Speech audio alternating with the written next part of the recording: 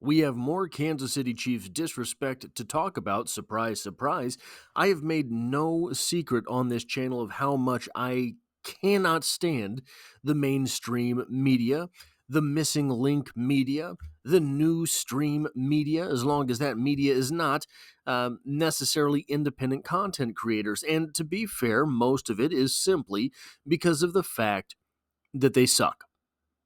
But part of that them sucking is the fact that they take anything to do with what they refer to as flyover country as passé. Who cares about Kansas City? No one wants to read about that. No one wants to watch that. No one wants to see a team from the good old Midwest succeed, and especially not succeed so regularly, and especially not succeed to the highest level so regularly. Now, we have what might seem to be a bit of a non-issue in an article from yesterday at Bleacher Report, but I'm going to tell you why it is a big deal. In an article from Bleacher Report called NFL Week 13 Takeaways, Updated Playoff Picture, Latest Eliminated Teams, and more, we get the following note about your dear old Kansas City Chiefs. Chiefs need a wake-up call. At 11-1, the Chiefs aren't in danger of missing the playoffs, but after a loss to the Buffalo Bills, they have had stretches of going through the motions against inferior opponents, flirting with disaster. Last week, against the Carolina Panthers, Kansas City nearly squandered an 11-point fourth-quarter lead and needed a field goal to win as time expired on the clock. These are useless words, as time expired would do the job there, Bleacher Report. You don't need... Anyway, in this contest, the Chiefs settled for multiple field goals, which kept the Raiders in the game. At the beginning of the fourth quarter, Las Vegas took the lead 17-16. Oh no. Once again, Kansas City flirted with an upset loss and needed a go-ahead field goal to knock off one of the league's worst teams. Head coach Andy Reid said the Chiefs got a good wake-up call in last year's loss to the Raiders on Christmas Day. Kansas City can use this game for the same purpose in preparation for a playoff run. Now, I'm going to go ahead and make that call right now. I'm going to make that phone call right now. Ring, ring, ring, ring, ring, ring. I only have the time to listen for 6 rings. 6 rings between 2 players here, Patrick Mahomes and Travis Kelce. What in the world is the legacy? Well, Bleacher Report technically would be like missing link media. What in the world are they talking about? Now, I'm not going to deny that Raiders game last year was in fact a wake-up call. After all, in the wake of that game, the Kansas City Chiefs only went on to win, 14 consecutive games, including the entire playoff run on which they went, supposedly against the best teams in the AFC, and finally, the other best team in the entirety of the NFL. That was the beginning of the run. And then they went so many games into this season without a loss. Here's my question. Can anyone remember in the history of your watching football a team being doubted this heavily as they were 11-1? The Eagles last year completely fell apart after, was it their 10-game streak at the beginning of the season? I don't quite remember. Completely fell apart. Was a disaster. No one talked about them this way during the time they were on that winning run. No one talked about them this way. The entire NFL fandom, media apparatus, is doubting the Kansas City Chiefs fully, heartily, and with vigor. And it is insane to watch. So, we'll just adopt this logic for a moment. The Kansas City Chiefs need a wake-up call. Had the Kansas City Chiefs not blocked that last-second field goal by the Denver Donkeys, perhaps they would be better right now. If the Chiefs had actually lost to the Broncos, they'd be okay. But they didn't lose. They have man-tank Leo Chanel, who was able to burst through the line and block that kick. What an absolutely farcical take on anything. They'd be better off had they lost. They would be better off licking their wounds in the wake of an actual L column happening. Instead, we get to watch the Kansas City Chiefs bumble about, winning game after game, winning contest after contest, outscoring team after team, and never will they learn a single thing. If that is the take of places like Bleacher Report, it's completely inane. So there's a bit of a chasm, right, between the mainstream media, between the missing link media, and content creators. I happen to think that on some level, the guys at All Chiefed Up, as great as they are, and if at any point you have to choose, time constraints force you to choose between this channel and All Chiefed Up, absolutely choose those guys. Those guys do way better work than I do. But I disagree with them over the fact that the Kansas City Chiefs are in as much trouble as those guys seem to think they are. Look, it's frustrating. I'm right there on the frustration level with them. I'm right there on the, hey, wouldn't it be nice to enjoy a Sunday afternoon level with them? But those guys get to talk that way. They cover the team.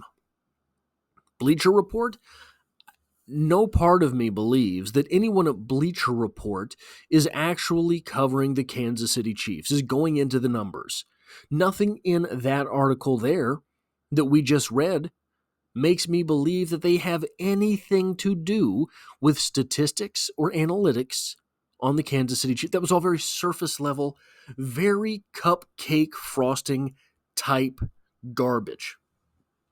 That's all it was. In fact, if it weren't just garbage suggesting that the Kansas City Chiefs would be better off having experienced another loss or two, we would probably be reading in this article about how Xavier Worthy is suddenly emerging in a stunningly similar pattern to the way that Rashee Rice emerged last year, and then went on to kick a few asses and take a few names in the postseason. Maybe one of these publications would care to note the eerily similar path on which Jaden Hicks finds himself to Chamari Connor last season, not playing much in the early season, but in the last third of the season, getting on the field a little bit and making a few plays basically every time that he gets the chance to play. But we don't get that. And, if there were really any doubt that these publications aren't actually doing the homework, maybe they would mention the fact that really, if you look at the tape, the one thing that isn't clicking with this offense can be boiled down to the offensive line and can be boiled down to the tackle positions. And the Kansas City Chiefs, for what it's worth, happened to have just signed a Pro Bowl left tackle. He's coming off of injury, but hey, if you were getting paid by the word, wouldn't you want to mention that and go ahead and delve a little bit into it?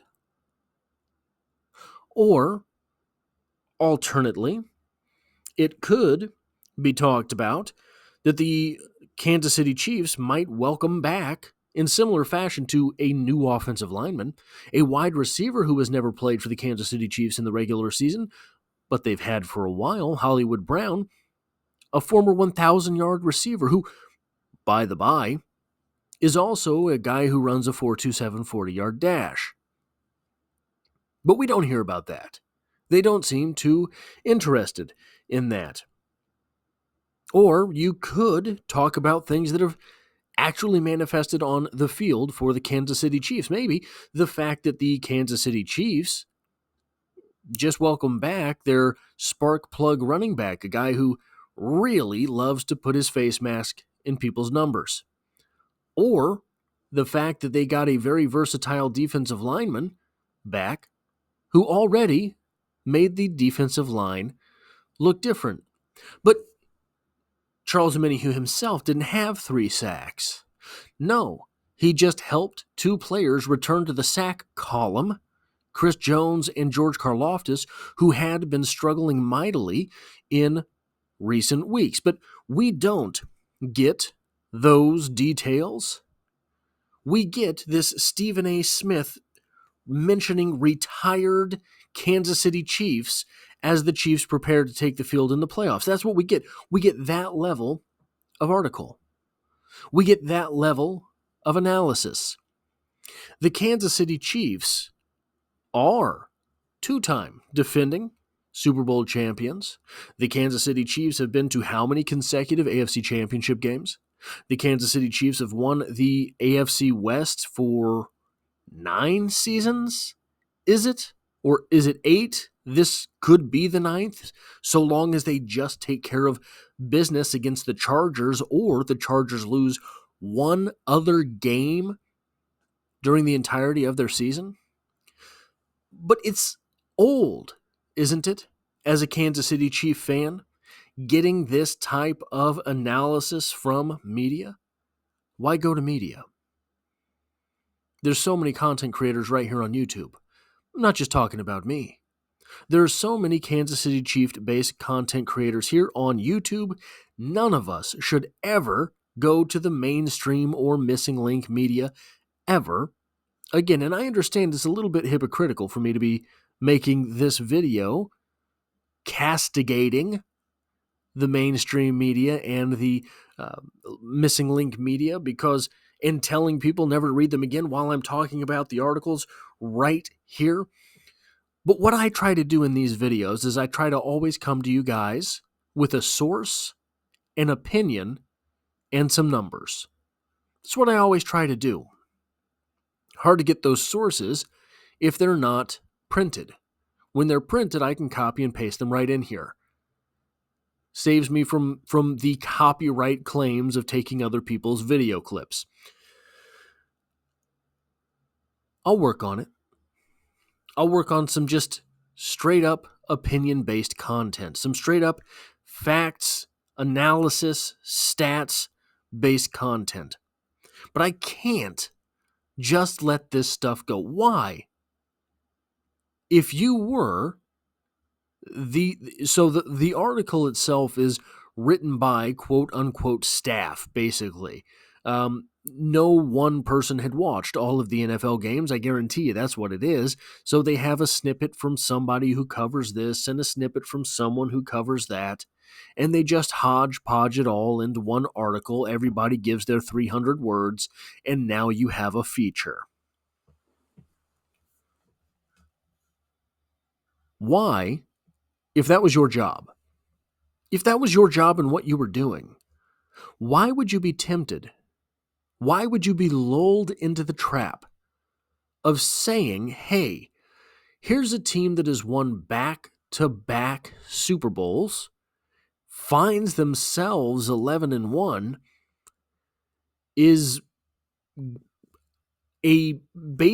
basically taken up residence in the AFC Championship game, a team that has won the AFC West so many times, there are middle schoolers who have never known any different. Maybe not middle schoolers. Almost, I think. I don't know how old kids are going into different grades. But you have all of that compounding greatness. And you say to yourself, you know what? I think I'm going to write a hit piece. You know what? I think I'm going to turn this one negative. You know what? Instead of, I don't know, shedding light on, hey, what is it that's making these guys so successful? Instead of any of that, you say, let's go with a negative.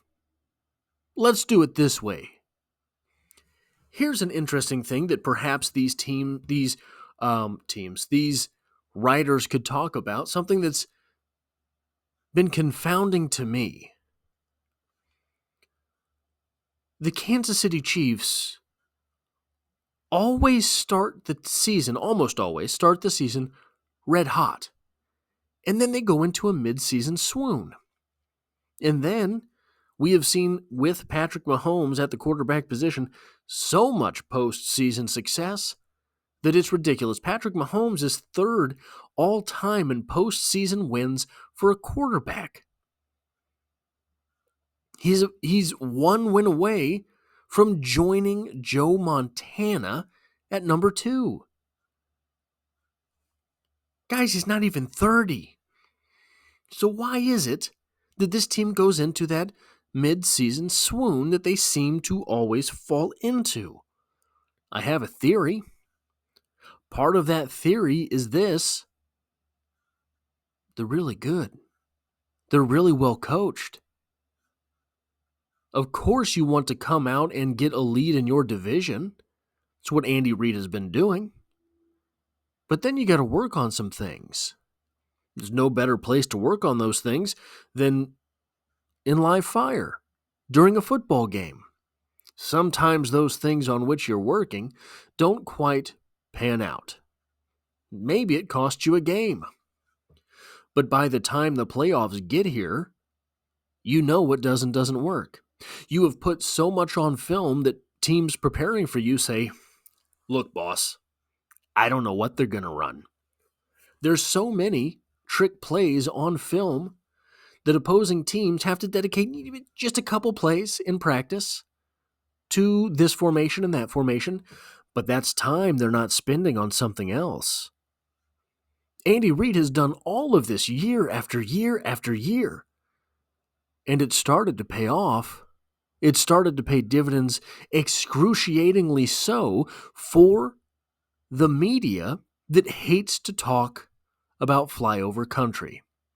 That's all I have for this video. If you like or appreciate what it is that I do here, hitting the like button really does help me out, as it tells YouTube to share this video with other Kansas City Chiefs fans. If you find yourself here by chance but not design, the Kansas City Chiefs are the only thing I talk about on this channel, dropping multiple videos every single week, and I hope to have you back for the next one.